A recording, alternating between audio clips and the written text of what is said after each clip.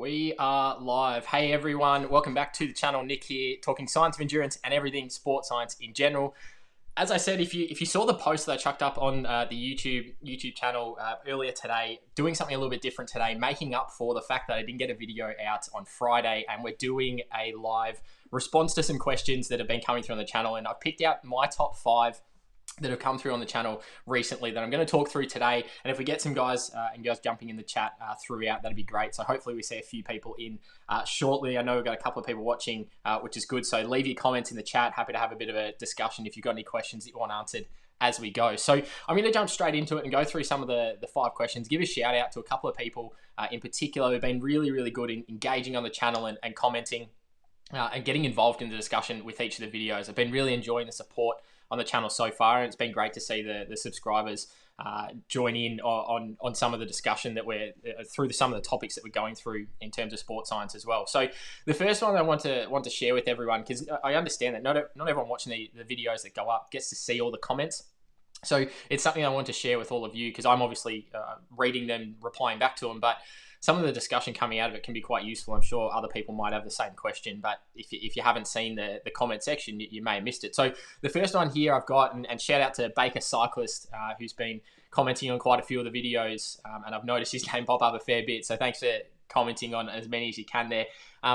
His question really surrounded the idea of VO2 intervals, and I've talked about VO2 max intervals, and you can check out a couple of videos I've got up on the channel around VO2 max intervals and my sort of thoughts on how to make the most out of those. And really, when we're talking about VO2 max intervals, we have this concept of about 12 to 20 minutes of working time is our ideal amount of working time to get a really good quality stimulus. And his question surrounded, well, what happens once we get to 20 minutes of working time? He's currently doing 12 minutes of work, but what happens when he builds up and gets to 20 minutes of working time in a session? So that might be, he might be doing 5 by 4 minute efforts. He might be doing he might be doing 6 by 3 minute efforts or 7 by 3 minute efforts to get 18, 21 minutes there and thereabouts. What do we do then? Is it a case of we just keep chipping away? Do we add more working time? What do we have to do? And really the simple answer to the question is, if you're getting to 20 minutes of work pretty much at and just below VO2 max, what we end up with is you just now need to be going a lot faster, because if you're able to sustain 95, 100% of your VO2 max for 20 minutes of total work across a session, obviously broken up in an interval style, work to rest ratio about 1-to-1, so you're getting plenty of rest in there. What it means is that because you're able to sustain that intensity, if you feel like you could keep going and do 7 by 3 minutes or 8 by 3 minutes, you just need to be going harder to get that stimulus. You've clearly adapted and changed. It's a really obvious one that we see with our athletes is they've worked their way up. Engines improved in terms of its size, their VO2 max has improved. That VO2 max is now occurring at a higher intensity, higher wattage, higher speed, whatever it might be. So we're now having to just bring everything back, scale the amount of working time we're doing back down to a slightly lesser amount. So you might go back down to 12 or 14 minutes of work, but now you're going to go faster. And that's the key. Lift the intensity, but bring the working time down so we can balance it out. We're not just making you go and do the same session of 20 minutes of work now at a significantly faster pace. And it doesn't have to be by much. We're not lifting the intensity huge amounts here. We're just lifting it little bit by little bit, just to allow you to work that a little bit harder and a bit closer to what your genuine VO2 max now actually is, and more of a true stimulus, if you like. So great question that came through from Baker Cyclist. So thanks for that one. Hopefully that clears that up in terms of what happens when we're I guess getting too good at our sessions and we're doing a lot of volume in it. Go back to the beginning, drop the volume, increase the intensity. You're going to come out pretty well majority of the time. And like I said, don't have to increase the intensity by much. Small little amounts. You might just adjust the pace up by sort of 5-10 seconds per K. On the bike, you might only bump it up 15, 20 watts. Doesn't have to be a lot, but it is going to be enough to make a bit of a clear difference. Number 2, Michael Withers sent through a great question, so thanks for commenting. And this one got me thinking a little bit differently to some of the content I've been talking about. Something we haven't actually covered on the channel, so let me know if you'd like to hear a video about this one. But his question was around supplementation and more the nutrition side of things. And you may have seen in the comments before, I tend to not necessarily respond or give too much information from a nutrition side of things, because that's not my line of interest or my job. I'm a sports scientist primarily, and I work in the performance side of things, and nutrition just isn't something that I'm necessarily qualified to do. So I'd rather leave it to the professionals who do it, but also it's something that I necessarily haven't read too much into. So I don't want to be giving out information that isn't necessarily correct as well. But in terms of supplementation, I answered it in the comment section, but his things were around, like, obviously we know about things like caffeine is obviously a supplement of sorts. things like he was asking about creatine supplementation for some strength workouts in the gym, when to use them, and what my take on supplementation really is. And I simply responded with, at the end of the day, supplements are there to just give us marginal gains. It's all these tiny little 1, maybe 2% little things that are going to give us a little bit of a bonus and an edge. But is it really going to revolutionize things? Probably not. The big thing that I sort of come from, and having done some training in the anti-doping space in terms of my certifications through ASADA, so the Australian Anti-Doping Authority, which is obviously connected to the World Anti-Doping Authority, it's the type of thing that majority of athletes, when they get caught from a doping perspective, majority of athletes these days who get caught and feel like they haven't done anything wrong, majority of that time their sample comes back and it's something traced back to a supplement that they took that they thought was harmless, and in the manufacturing process, that's where they've been caught out. It's nothing to do with the athlete. They necessarily haven't tried to dope or haven't tried to do anything wrong, but in the manufacturing process of that supplement, we've ended up with something untoward has gone on, something's got in there in terms of maybe it's growth hormone or maybe it's another banned substance, somehow found traces within their batch. And unfortunately, that's not a good enough excuse to then provide, because ultimately you're solely responsible for what you put in your body. Whether a coach has asked you to take it, whether a nutritionist has recommended it, you are solely responsible for what goes in. So from that perspective, I've been a personal advocate of staying necessarily away from supplements, purely from the fact that it's, do we really need them? But we're putting ourselves potentially at unnecessary risk. Yes, there is processes, and there's a number of companies out there who get what they call HASTA tested is one method. So approved testing or batch testing of their supplements to make sure they are clean. That is a better way to go, and make sure your supplements are tested before you take them. But then think about, do I actually need it? Is there things in my diet that I can get all of this from? Things like caffeine. Do I really need to have caffeine if it's just a short distance race? If it's just an hour race, you're probably going to be fresh and alert enough throughout. If it's something like an Ironman, we're out there for 9, 10, 12 hours, however long you're going for, and you need a caffeine boost on the run because you've already been out there for 8 hours and it's towards the end of the day, that's okay. That's a different scenario. But we're talking about situation specific here. And ultimately, it comes down to a really good quote that I heard on on a podcast last year, the Lance Armstrong podcast with George Hincapie, talking about the Tour de France.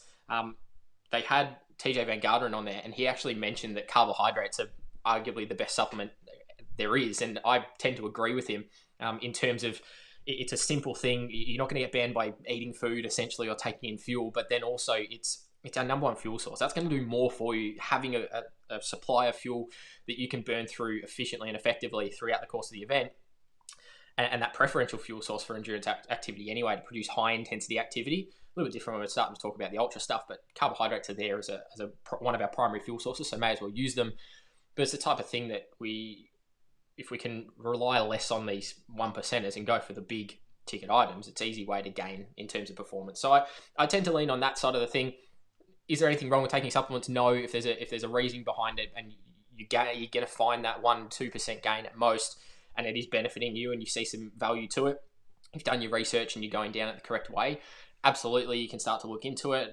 Like I said, I'm not going to talk too much about nutrition on this channel though, purely because it's just not my one area of interest, but then also it's not something I'm necessarily skilled and trained in to give you advice on it. I'd hate to give the wrong advice. All I'm doing here from an anti-doping perspective is providing you enough information to make an educated choice on, should I even consider supplements, or maybe is it something as an alternative that I can look at from a dietary perspective or somewhere else. So great question anyway. If you are interested in that side of things, there's plenty of information out there. The best places to look to start with though is go to the authorities in terms of anti-doping. I know ASADA have an app that you can download on your phone. It gives you all the links to all the banned substances, where you can check your supplements, a whole bunch of different information. So you can go check that out if you really want to. And if you want any of those direct links, just let me know in the comments, or maybe jump in the chat a little bit later on if you're listening to this a little bit later, and let me know if you want any of those links, and I can find them and send them through to you in the comments.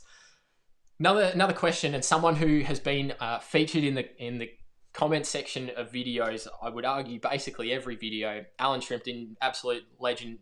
If you're listening to this either right now or later on, you've been in basically every comment section I think I've put up or had available in videos that I've put up on the channel. So awesome work getting involved in the discussion and asking plenty of questions. But your question the other day about the fartlek type training, and is running on undulating surfaces, is that also considered a fartlek session? And I thought it was a really great, interesting question, because a lot of athletes at the moment, particularly in Melbourne, as many of you who are in Victoria would know, or in Australia would know, we're quite locked down, restricted as to where we can run. So a lot of athletes are limited to, I have to run in my local area, and unfortunately, I've only got hills.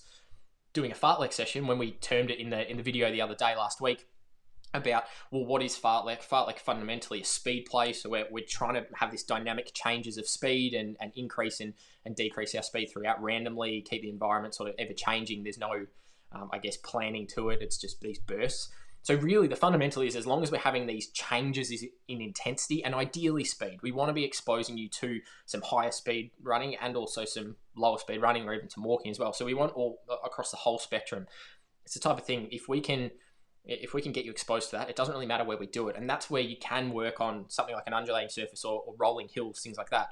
If you want to run up the hills and then have walks on the descents, if you want to run halfway up the hill, or you want to jog halfway and then sprint to the top, these things, we're still having changes of speed. What you might then want to consider as well is, let's not always run up the hill, let's run down the hill too, because that's going to give us a slightly different exposure. Obviously be careful if you're doing some overspeed work by running down the hill. Can be a good stimulus in terms of building some resilience from a high speed perspective, particularly in the hamstrings, but just be mindful of obviously stopping yourself at the bottom of the hill and how much load you're putting through the body, because it can be quite impactful. But it's definitely something you can do through an undulating surface. It's probably the easiest way to do it. It's like, I've got some ups and downs. Let's run the little hills and sort of walk the descents or jog the descents, change it up halfway through the run, however you want to do it. As long as we're getting these changes in speed, you're doing a fartlek session. So something to keep in mind is fartlek can be done basically anywhere, but it's just that changing of speed. So however you can make that up in an unplanned dynamic way is the best way to go about it. Question number 4 that I thought was a really good one from the last couple of weeks. Justin Cooper sent in, what work to rest ratio should I use for my threshold intervals? And this one I did cover in the part 2 video to lactate threshold. Initial video I did. The part 2 was talking more about how do we actually improve lactate threshold. So you can check that out on my channel. If you haven't watched it already, it just gives you an insight in terms of my thoughts and some 3 key methods in terms of improving your threshold directly. And it's the type of thing, what work to rest ratio do I use when we're working in and around threshold specifically? Anything really that's equal work to rest or more work than rest. And what do I mean by that is, we're at a minimum, we're doing 1-to-1. So 3 minutes on, 3 minutes off, or 5 minutes on, 5 minutes off type thing at a starting point. Then we start to work to 2-to-1 work to rest, 3-to-1 work to rest, 4-to-1. What does this mean? It's like going from, instead of doing 3 minutes on, 3 minutes off, we're now doing 2-to-1 work to rest. It'd be like 6 minutes on, 3 minutes off. So shorter recoveries than we are working. 3-to-1 work to rest ratio is like 9 minutes on, 3 minutes off. You get the idea here. So we're increasing how much work we've got. We're minimizing the rests essentially. And what does that do?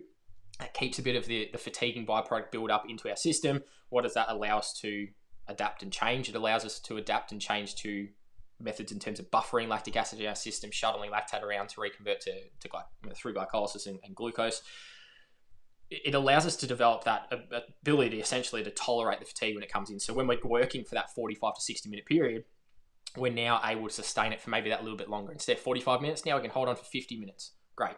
FTP is going to have a bit of an improvement there. What else are we also going to have in terms of improvement? We're also going to potentially be able to boost up what we can hold for. If we're now able to hold that intensity for 50, 55 minutes, we're probably going to be able to work for a slightly higher intensity at 40, 45 minutes than we were before, and it flows down the chain. So doing that more equal work to rest or more work than rest, having short recoveries in there. And you can change it up as well. If you're doing like a 1-to-1, you might want to consider like 5 minutes on, 5 minutes float, because we don't necessarily need a full complete recovery. So you might sort of just only slightly drop the intensity, and it's not quite a jog. You're sort of moving still pretty reasonably well, but you're not all the way down at, say, a walking intensity or a very slow spin.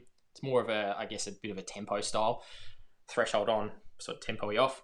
Then as you go to 2-to-1, 3-to-1, if you get out to like 4-to-1 work to rest, so that'd be something like 12 minutes on, 3 minutes off, maybe then you consider maybe a walking recovery. It's been working for a significant period of time. It's going to have a similar effect. Anything where we get lactate in, lactate partially out, in again, it should just get this consistently building effect, and that's where we're going to get that improvement in tolerance and improvement in buffering capacity, all these good quality adaptations in around lactate threshold to boost up things like FTP, boost up what our threshold pace is, and improve overall. So work to rest ratio wise, 1-to-1 or more work than rest is a really simple, philosophy to go off to get the most out of your threshold specific intervals. There's other ways we can improve threshold, but focusing specifically at those intensities in and around threshold, that's the easy way to do it.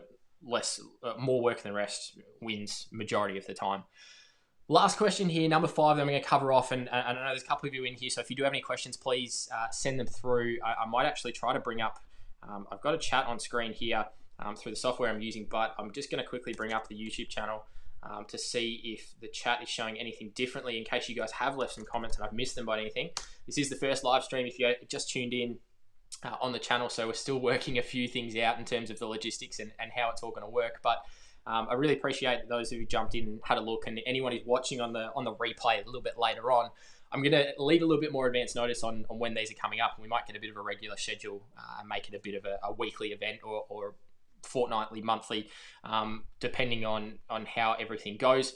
But to try and just get a bit of an understanding of what you guys are going through, and let's talk through some questions live. I think that's always the best way to get things answered for you specifically, is to talk about it without having to wait for me to respond, because I know there's plenty of you on the other side of the world. I looked at the stats the other day. I think majority of the viewers who watch are actually in the US and Canada compared to Australia, so it's kind of interesting how that's worked out. But we'll try and get it in a format that's going to work best for everyone in the long run. Last question I'm going to go through here are the top 5 questions from the last couple of weeks. Came from hopefully I'm going to get this right, Pilar Whitworth. Apologies if I got the pronunciation wrong, but his question came through, and it was, why do we prescribe paces in intervals and not just run on feel? And the basis of that question came from he's been going out and doing some intervals and working through some high intensity, some VO2 style intervals, but he's been mostly running off feel and just pushing himself as hard as he can in that particular session. And really it comes down to, that's not necessarily a bad way to go about it if you're quite in tune with how your body reacts to that intensity and how hard you can actually push yourself. Working just off feel, though, has some difficulties or some downsides to it, because what we can end up having is we can work overly hard, if you like, on a particular session, and we can overexert, which could lead to doing a bit more anaerobic work, and then we're kind of missing the boat in terms of, you might be working too hard in, say, intervals 1, 2, and 3, not hard enough in intervals 4, 5, and 6. We kind of miss out at the back end of the session. So having a prescribed pace based on some data we've collected is really useful, just to keep us on the path of, we know we're achieving what we're setting out to. Keep the efforts quality rather than just going out for quantity. So I like to prescribe pace, but it's the type of thing, if you don't have that data, if you haven't been tested and you don't know where VO2 max is and you're doing a VO2 interval, it can be difficult to then go, well, what is that actual pace? Easy one to do. Check out the field testing video I did. 2K time trial is the way to go if you're a runner. 1 minute ramp test for a cyclist. Take the metrics based on what was your average speed in a 2K time trial, what was your MAP, so the maximal aerobic power on the bike. 95% of that, it's going to be pretty close as a starting point, at least. If you feel it's a bit easy, then you can always bump it up later, but that's still better than just guessing and going, okay, I'm going to go hard today. The other thing that we have to be aware of is, if you're just working off feel in those efforts, it's, well, if we just work off, all right, today I feel really good so I can push hard. In a week's time, if you feel really bad and you don't push hard enough, you're probably potentially going way too anaerobic in this one, fatiguing yourself even more, and then you're underexerting. So we're kind of not really making much use out of these sessions when they do come in. So something to consider there. That's why I like prescribing paces. It keeps things quality. It gives the athlete as well a really clear idea of, okay, we're on today. We were working really hard relative to them, or okay, we're actually backed off a little bit, but I can see why we're doing it, because we're doing some longer efforts, or we're working more towards threshold. So it gives a bit of, like I've spoken about before, context to what the numbers are meaning. Prescribing paces just keeps you on a nice, clear path to success, if you want to call it that. So they're the top 5 questions that come through the last couple of weeks. Keep the questions coming through on all the videos when I do upload them. Going to keep the schedule going through pretty regularly in terms of how often I upload. If you want any videos done in terms of specific questions you want to cover, let me know, because happy to answer them as we go, and create some content specific around what the viewers and what the subscribers are wanting, because that's what the channel is here for. But keep the questions coming in the comments on all the videos, and hopefully we can get a few more of these lives happening to talk through them. Just noticed, how are you doing, Caleb, in the comments there. Always good to have a chat, mate, and plenty of Instagram messages you sent me over the last while asking great questions as well. So let's go through this one. I might bring it up on the screen, just test out some of the software like we've done previously. There we go, give you a bit of airtime here. But question here from Caleb. Had a question about long runs. Do you believe that all long runs should be slow and steady, or do you think they should include some efforts, especially closer to race day for a 70.3? So really, really interesting one. This one, I think, in terms of what we want to do is early on in a preparation, and I think it's really important if we're just looking at building the Ks and the legs. I don't think we need to put so much emphasis on how quickly we're running. It's more of a case of we're just trying to build the Ks, in which case long and slow for the most part is going to be pretty good. And for majority of the program, the purpose of these types of runs traditionally is just to build the endurance in the legs. We just need to build the capacity for you to complete contraction after contraction after contraction. So the long, slow stuff has its purpose there. If we're then talking about, all right, we're 6 to 8 weeks out from race day, and the goal in the race is for you to run it. I'm gonna pull some numbers here and let me know if they're way off or bang on. But let's say, for example, you want to run the half marathon at the back end of 70.3 at 4-minute pace or 4:10 pace, for example. It's the type of thing that we obviously need to practice that intensity, and if that's well above what your long, slow runs have been, like if you've just been going out and running at 4:45 pace all the time or 5-minute K pace, for example, obviously we need to practice it. And so that's when some of these runs can come into it, and then it becomes just race-specific preparation. It's more of a borderline tempo run at that point. You're probably not going to do as much volume as what you would do in the long, slow, and this is the differing factor is I typically will like to alternate these in that last sort of 6 to 8 weeks. Of week one, we might do some harder work on the bike on, say, a Sunday, big session. You might do like 2.5, 3 hours, 3.5 hours, whatever you're doing. Add some intervals in there, maybe a run off the bike to get used to that sensation. Then the Sunday, we're just going to go and do that long, slow zone too. The following week, again, this is in that last 6 to 8 weeks before race day. The following week, we're then going to change that slightly. The bike is solely long, slow. We'd still do a run off the bike, and maybe you might do a little bit of tempo just to get a bit of that intensity into legs. And just challenge yourself a little bit. But then on the Sunday, instead of going out and doing an hour and a half, just long, slow run, we might do an hour, but we're going to do an hour of a bit more race-specific intensity. So you're pushing yourself a little bit, but you're also running on a bit of fatigue from the day before. Alternating like that, I think, works really well in terms of not overdoing the system and burning yourself out within the, within the same week. So doing those more race-specific intensity runs, I don't think you necessarily have to do all the time, but there is a point in time where we have to add some of it in. It just makes sense. Like I've spoken about before with other stuff, it's if you want to run at a particular speed, you have to practice running at that speed. If you want to run faster, you have to practice running faster. So I think closer to race day, worth it. If you're in a base phase, I don't necessarily think there's that much benefit to it. Maybe at the moment with lockdowns and no racing, if you wanted to do it every now and then, maybe every 4 to 6 weeks, you just want to throw one of those in just to test yourself, just drop the volume a little bit and go for it. Because you have to consider that we're obviously not going to go out and do the same volume as what you would do at a lower intensity as well. You're not going to necessarily go out and do an hour and a half of this type of stuff when your longest run's only been an hour and a half, because we're lifting the intensity. You'll be pretty fatigued after it. So balancing fatigue, is it race specific, balancing the time of your training plan, all these factors come into it. But I definitely think it has a time and place, and it's something that I've probably overlooked a little bit in the past, but something I get better at including in terms of programming is this more race specific stuff. And it's the same for the bike. Like, you're not going to go out and just practice going very long and slow and below race intensity all the time. You're going to practice doing some more sustained efforts, because that's critical to what you do on race day. You're out there on the bike for 90 Ks, or you're out there running for 21. Same with the water, you're out there for 1,900 meters. So you're going to have to practice to some extent what the race intensity environment is going to be like. Because if you don't, you're going to go in a bit underprepared. You're going to burn yourself out too early. So hopefully that answers the question. Let me know in the comments or in the chat if that did answer it. If you want a bit more clarification, but I think it has the time and place. It's not something that you do all the time, but use it strategically throughout the training plan to, one, test yourself and have a look, but then also get a bit of that race feel stimulus in there, so you're best prepared for race day. Because ultimately, like, at the end of the day, we always talk about racing is the best practice, or the best, most specific preparation. So you might actually find that doing some lead up races might actually cover that component for you. That's also where it becomes a bit tricky to fit in the plan. But yeah, definitely something to consider and work in. So thanks for chucking that one in the chat and kicking things off there. What I might do, if there's any other questions that pop up, I know there's sort of a couple of guys watching now. If you do have any questions, chuck them in the chat. Otherwise, we might wrap up for today and just leave it on this first live Q&A. Hopefully you enjoyed jumping on live.